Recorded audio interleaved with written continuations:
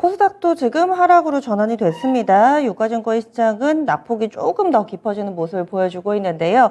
이 시간 종목에 집중한다면은 지수 걱정할 거 없다. 이종복 전문가 여러 번 이야기를 했습니다. 또 오르는 종목군들 가운데서 뭐 인공지능이라든지 이런 쪽 들고 계신 분들은 지금 수익 잘 내고 계실 거예요. 앞으로의 전략 알아보도록 하겠습니다. 실전 매매 최고 수익의 이종복 전문가입니다. 안녕하세요. 예, 안녕하십니까. 이종복입니다.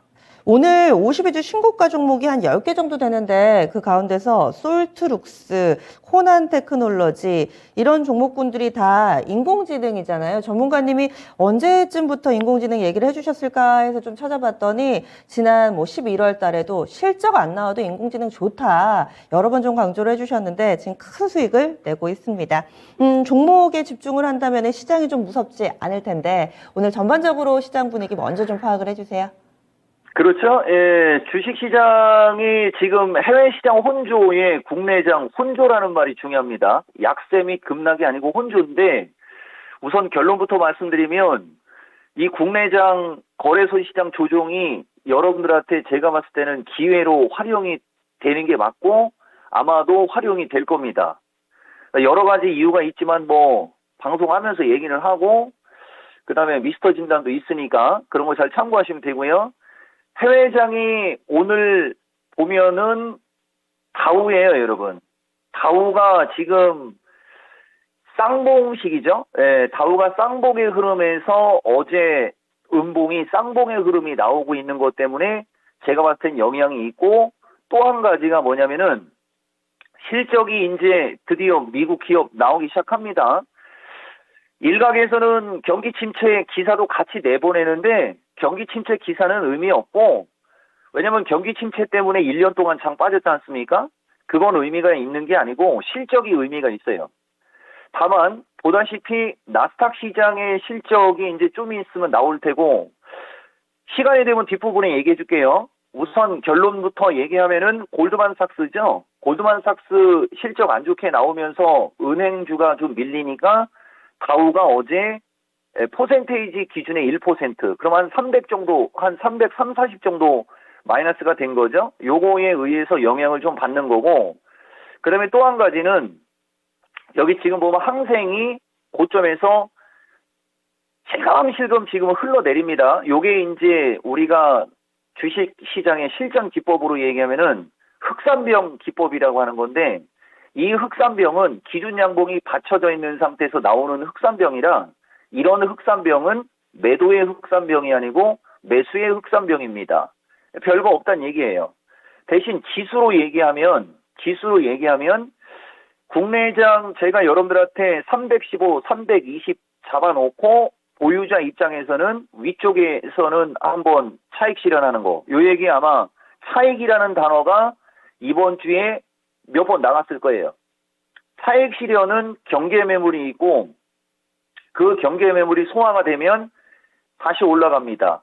뭐가 무서운 거냐면은 투매 물량이나 이런 것들. 근데 지금은 투매 물량이 나오는 게 아니죠. 그래서 별 문제가 안 되고 다만 지수적으로는 좀 이따 제가 디테일하게 얘기해 드릴게요. 지수적으로는 조금 더 밀릴 수 있다. 이렇게 얘기할 수 있고 그 다음에 오늘 장도 보면 홍콩 얘기했죠, 여러분. 오늘 장도 보면 거래소가 마이너스 19, 2360 왔다리 갔다리, 코스닥은 710 왔다리 갔다리. 코스닥은 보합이에요, 여러분. 약보합. 근데 시간이 지나면서는 약간 밀릴 겁니다. 왜냐면은 그 이유는 지금 인공지능 메타버스, 그 다음에 이제 제약주도 이제 슬슬 선별 제약이 들어갑니다. 우선 제가 올라가는 것만 너무 얘기하면 좀 그러니까 이 시간에 여러분들한테 이종복이가 제약주를 2023년 최고의 섹터라고 한 게 아니고 최고의 섹터 3개 중 하나. 그럼 최고의 섹터 2개가 뭐냐? 그게 바로 인공지능, 로봇, 메타버스. 그죠?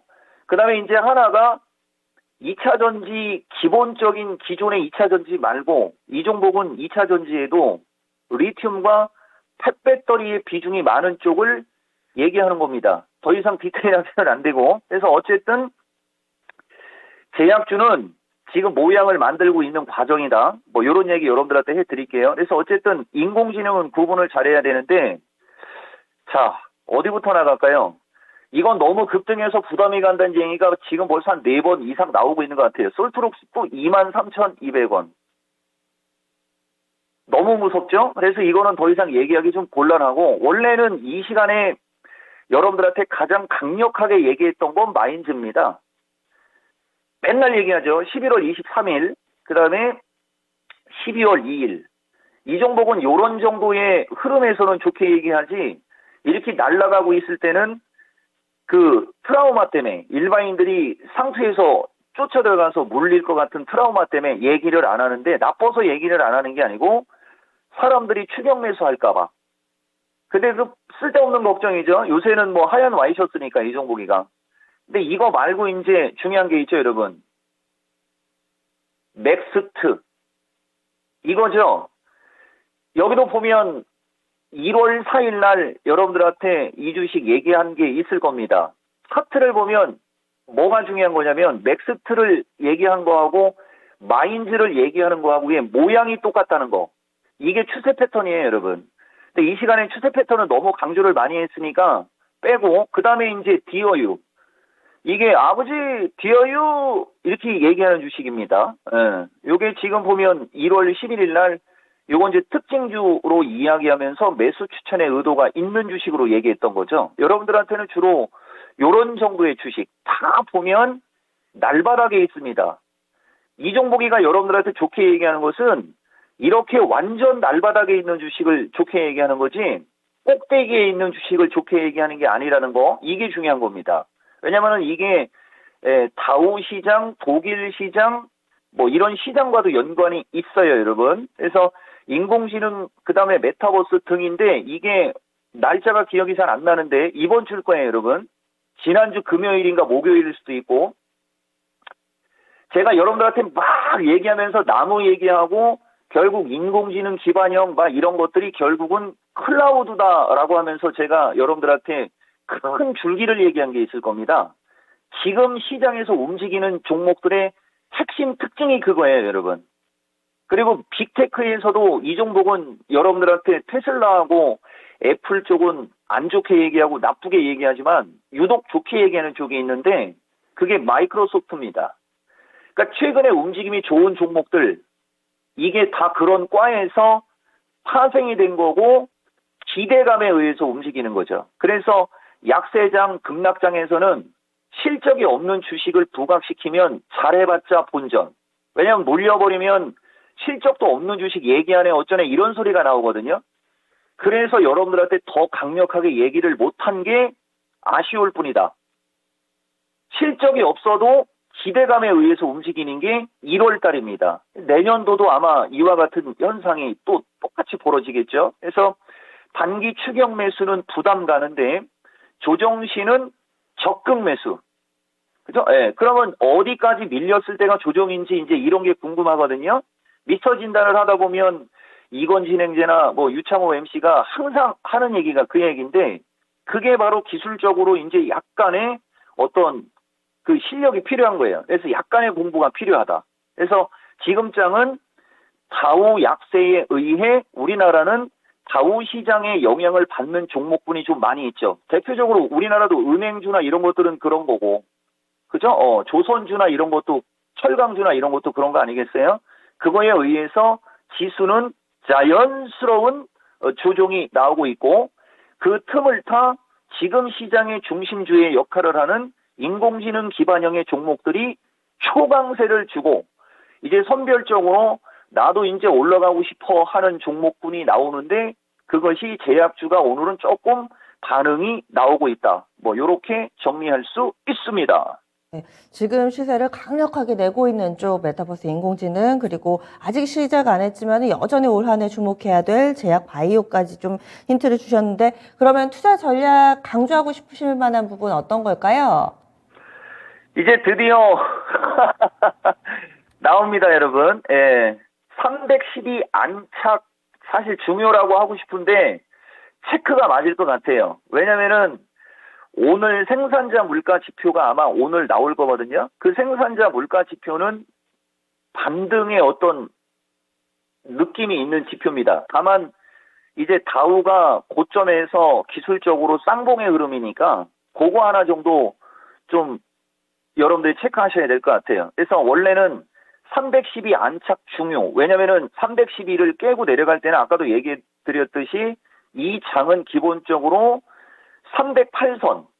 그죠? 이게 마디 비율 분석으로 하면 그냥 나와요, 여러분. 근데 시간이 아까워가지고 지금도 61선 지지형이지 않습니까? 여기처럼 이렇게 다시 아마 이따가 리바운드가 나올 수는 있을 겁니다. 이거 제가 예전에도 얘기했지만 마디 비율 분석이라는 기법을 요새는 강조 안 해요. 제가 이토마토에 15년 전에 처음에 왔을 때는 이것만 강조했거든요. 이것만. 그리고 지난번에 주가가 이렇게 빠질 때도 마디 비율 분석상 292 수준이 618, 그 764 쪽으로 가는 그 지점이었거든요.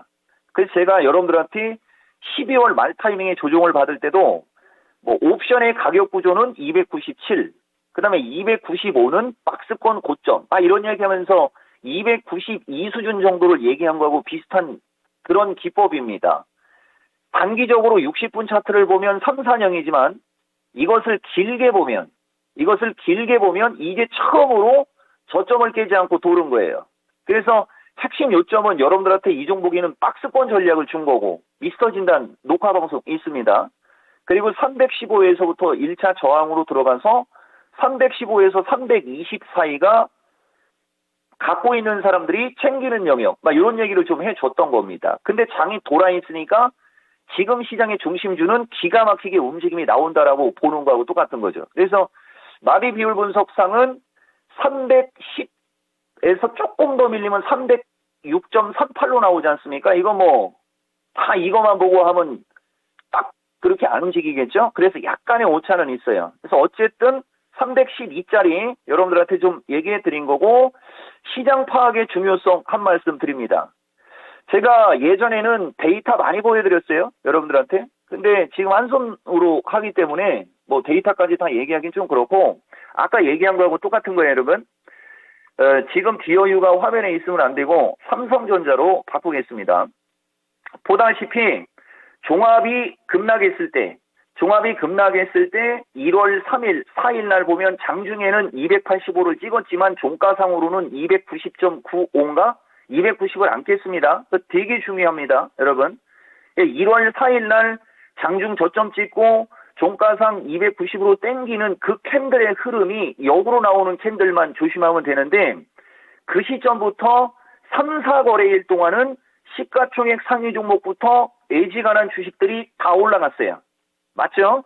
그 다음에 이제 그 뒤에 삼성전자를 보면 삼성전자 기준에 1월 11일부터 실질적으로는 이 1월 11일 전후에서부터 인공지능, 로봇, 메타버스, 콘텐츠 기반형 이런 종목들이 그때부터 날아간 겁니다. 이게 주식이에요, 여러분.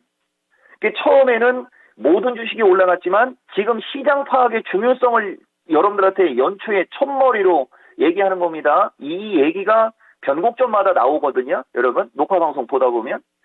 첫머리는 전부 다가 올라갔는데 그 이후에는 인공지능 기반형 메타버스, 그 다음에 에너지 이런 게 기똥차게 올라갔죠. 근데 지금 다우가 약세를 주니까 에너지 관련주, 다우의 전통주가 많잖아요. 에너지 관련주들이 좀 힘이 떨어지는데 우리나라는 에너지 관련주에 저는 여러분들한테 원전이나 이런 거보다는 신재생, 태양력, 풍력을 주로 좀 얘기를 많이 하죠. 그 태양력, 풍력도 결국은 이 조정은 매수 기회입니다. 시장 파악의 중요성에서 그 말씀을 드리는 거예요. 그리고 이제 나머지 종목들이 움직임이 나와야 되는데 제약이나 5G가 또 좀 밀리는 것도 이유가 거기에 있는 겁니다. 저쪽이 이제 바톤을 이어받아야 되는데, 저쪽이 바톤을 이어받아서 가야 되는데 워낙 인공지능과가 세다 보니까 저쪽으로 안 넘어온 거죠. 그럼 언제 넘어오겠습니까? 인공지능 메타버스과가 이격이 떠 있는 상태에서 경계 매물이 나오고 차익 매물이 나오면서 그쪽이 조종을 받아야 제약주든 5G든 반도체과든 이쪽이 가겠죠. 그래, 이게 진짜 중요한 거예요, 여러분. 양날의 칼인데 강한 주식, 지금 강한 섹터가 흔들리거나 조종을 받아야 지금 약한 흐름이 나오고 있는 섹터가 올라갈 거거든요. 그러니까 지금 현재 시점에서 강한 거에 붙어서 순환매를 노릴 거냐, 아니면은 다음에 올라갈 만한 2차 전지나 아니면 반도체 섹터를 노릴 거냐는 투자자의 몫이고, 전문가 이종복은 현재 상태는 가장 강한 섹터에서 움직이는 종목 중에 고점에 있는 주식을 따라가는 게 아니고 순환매를 노리는 쪽을 얘기해 드리는 거죠. 순환매 노릴 주식은 너무 많은데 무지하게 많아요, 여러분. 근데 시가총액이 너무 떨어집니다. 하나만 얘기해 줄게요, 여러분. 최근에 소외받았던 아지넥스도 오늘 거래 터지면서 날아가죠. 이게 이건 진행자하고 방송할 때 인공지능 얘기할 때 항상 얘기했던 주식이에요, 여러분. 이 주식이 가장 늦게 올라가죠. 근데 이게 어제까지는 거래량이 10만 주도 안 되고 9만 주입니다. 9만 주. 방송에서 얘기를 못 해요. 대신 올라가니까 이제 얘기해 주는데 이렇게 순환매로 나오는 주식은 많다. 요 얘기를 여러분들한테 강조하고 싶습니다. 네, 투자 성향 따라서 다르지만은 일단은 강한 종목 쪽에서 덜 오른 종목을 찾는 게 좀 더 낫지 않을까 이렇게 힌트를 주시네요. 오늘 말씀 고맙습니다. 예, 고맙습니다. 이종복입니다. 네. 지금까지 저희 준비한 내용 모두 다 투자 판단을 위한 도움 말씀이었습니다. 종목의 상승 하락을 보장하지는 않습니다. 여기서 인사드리죠. 고맙습니다.